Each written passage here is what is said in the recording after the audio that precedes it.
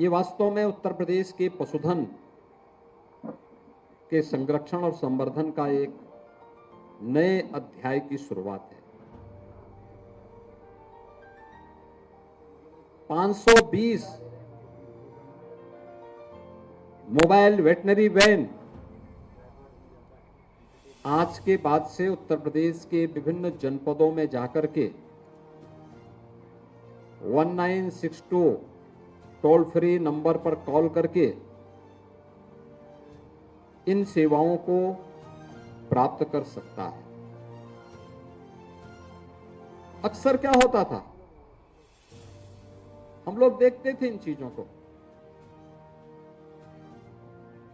कोई जानवर बीमार है, कोई गोवंश बीमार है, कोई भैंस बीमार है, कोई बकरी बीमार है,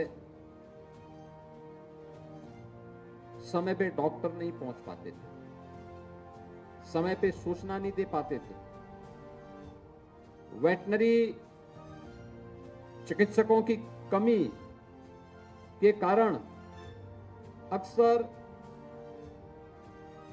ये समस्या देखने को मिलती थी। दूसरा, कहीं पे कोई एक्सीडेंट किसी गोवंश का हो गया, किसी भैंस का हो गया, किसी बकरी का हो गया, समय पे उसको उपचार की सुविधा नहीं मिल पाती थी। ये मोबाइल वेटनरी वैन अब प्रदेश के 5 जोन में वहां पर कमांड एंड कंट्रोल सेंटर के माध्यम से संचालित होंगी। प्रदेश के माध्यम से इनकी मॉनिटरिंग होगी और रियल टाइम मॉनिटरिंग के माध्यम से न केवल हमें जानने का अवसर प्राप्त होगा कि कौन सी जोन में कैसा कार्य हो रहा है, बल्कि पशुपालकों के अमूल्य निधि के माध्यम से उत्तर प्रदेश को एक बार फिर से हम लोग दुग्ध उत्पादन के नंबर 1 ही नहीं, बल्कि इससे भी कई आगे बढ़ करके लाखों लोगों के जीवन में परिवर्तन लाने का कार्य कर पाएंगे। ये सचमुच पशुधन के क्षेत्र में एक नए युग का सूत्रपात होने जा रहा है और मैं इसके आदरणीय प्रधानमंत्री जी के प्रति हृदय से आभार व्यक्त करता हूं। हम लोगों ने पिछले 6 वर्ष के अंदर आदरणीय प्रधानमंत्री जी के मार्गदर्शन में, उनकी प्रेरणा से उत्तर प्रदेश के अंदर गोवंश के संरक्षण और उसके संवर्धन के लिए अनेक प्रयास किए। अन्नदाता किसानों के जीवन में परिवर्तन हो, उनकी आमदनी कई गुना बढ़े, इसके लिए तो प्रयास हुए ही, लेकिन साथ साथ अन्नदाता किसानों की फसलों को भी सुरक्षित रखा जा सके, इसके लिए पशुधन विभाग के द्वारा अनेक कार्यक्रम प्रारंभ किए गए। ये कार्यक्रमों की अपनी एक लंबी श्रृंखला है। आज भारत सरकार के साथ मिलकर के हम लोग नस्ल सुधार की दिशा में भी एक बड़े अभियान को आगे बढ़ा रहे हैं। निराश्रित गोवंश के संरक्षण के लिए 6600 से अधिक निराश्रित गौआश्रय स्थल स्थापित किए गए हैं और मुझे बताते हुए प्रसन्नता है कि प्रदेश के अंदर कुल 12 लाख निराश्रित गोवंश हैं और उनमें से 11 लाख के संरक्षण की जिम्मेदारी अकेले प्रदेश सरकार उठा रही है, जिसमें प्रति गोवंश 900 रुपये महीने देने का कार्य हम लोग करते हैं। 3 प्रकार की योजनाएं उसमें हमारी चल रही है।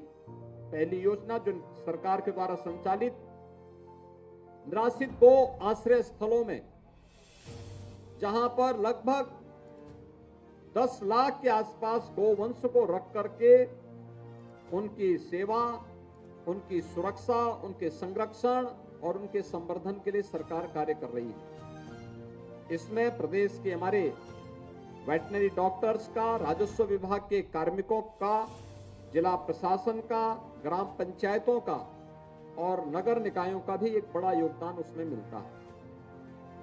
दूसरा कार्यक्रम है जो मुख्यमंत्री सहभागिता योजना, कोई भी किसान अपने घर में 4 गोवंश रख सकता है। निराश्रित गो आश्रय स्थल से लेगा तो हम उसे 900 रुपये प्रति गोवंश प्रति माह उपलब्ध करवाएंगे। हर महीने उनका भौतिक सत्यापन होगा और भौतिक सत्यापन के बाद धनराशि डीबीटी के माध्यम से किसान के खाते में जाएगा। तीसरी योजना जो इसमें हम लोगों ने संचालित की है वह है कुपोषित परिवारों के लिए ब्याई हुई गाय उपलब्ध करवाना।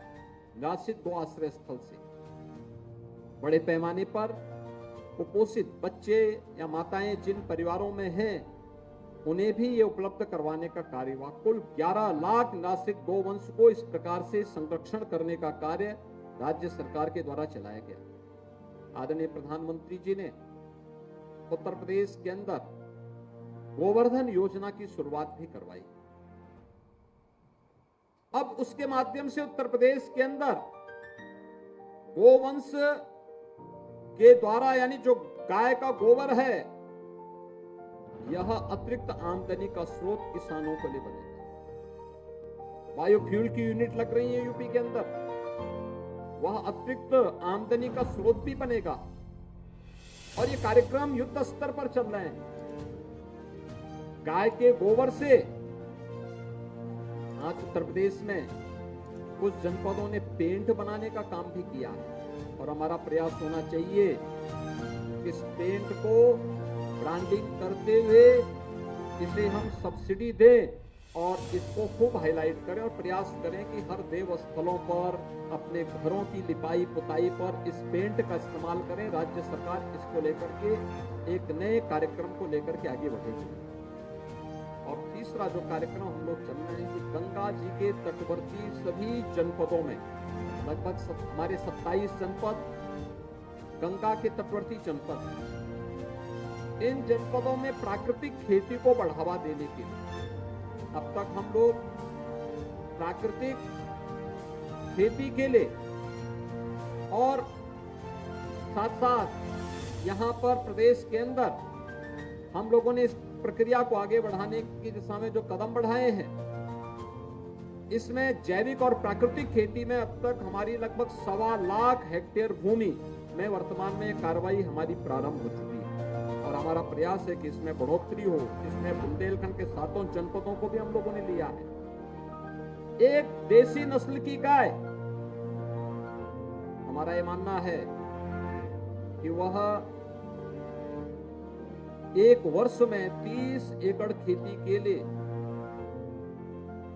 पूरी तरह यानी उस खेती को विषमुक्त बनाने के लिए फर्टिलाइजर, केमिकल और पेस्टिसाइड स्वयं गाय का गोबर और गाय के मूत्र से ही उपलब्ध हो सकता है और यह कार्यक्रम भी युद्ध स्तर पर प्रदेश के अंदर प्रारंभ हुआ है। भाइयों बहनों, आज का यह कार्यक्रम बहुत महत्वपूर्ण कार्यक्रम है। जैसे कि रूपाला जी ने अपने संबोधन में कहा भी, अनेक योजनाएं प्रधानमंत्री मोदी जी के नेतृत्व में देश के अंदर पिछले 9 वर्ष के अंदर चली हैं, जिसने देश के प्रत्येक नागरिक के जीवन में व्यापक परिवर्तन करके रखा है। देश के अंदर शासन करने का अवसर बहुत सारे लोगों को प्राप्त हुआ होगा, बहुत सारे लोगों को प्राप्त हुआ, बहुत सारे राजनीतिक दलों को भी प्राप्त हुआ, लेकिन उनकी संवेदना जब मनुष्य के प्रति नहीं थी तो उनकी संवेदना एक मूक जीव के प्रति होगा, ये तो कल्पना से भी बाहर है।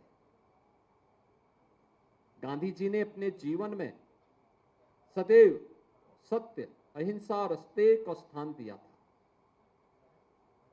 उन्होंने हमेशा इस बात के लिए उनका आग्रह था, उनका आग्रह ही सत्याग्रह कहलाया, यानी सत्य के मार्ग पर चलने वाला ही सत्याग्रह कर सकता है। असत्य के मार्ग पर चलने वाला कभी सत्याग्रह की बात करे, यह व्यक्ति के यानी आचरण और व्यवहार, आचार और विचार, कथनी और करनी दोनों के भेद को बहुत स्पष्ट कर देता है कि व्यक्ति बोलता कुछ और है, करता कुछ और है, कोई उस पर विश्वास नहीं करेगा। और सत्याग्रह के मार्ग पर चलने की जो प्रेरणा बापू ने दी, वास्तव में वही सत्य का आग्रह जो अपने जीवन में कर सके, मन वचन और कर्म से सत्य का आचरण जो व्यक्ति करता हो, उसके अनुसार व्यवहार करता हो, वही सत्याग्रह है। लोकतंत्र को कमजोर करने वाले सत्याग्रह नहीं कर सकते। आकंठ भ्रष्टाचार में डूबे हुए लोग सत्याग्रह नहीं कर सकते। मौन जीवों की बात तो दूर, मनुष्य के प्रति भी जिनकी संवेदना न हो, वह सत्याग्रह भी नहीं कर सकते। देश को जातिवाद, क्षेत्रवाद, भाषावाद और तमाम वादों में बांटने वाले भी सत्याग्रह नहीं कर सकते। अपने देश की निंदा करने वाला कभी सत्याग्रह नहीं कर सकता।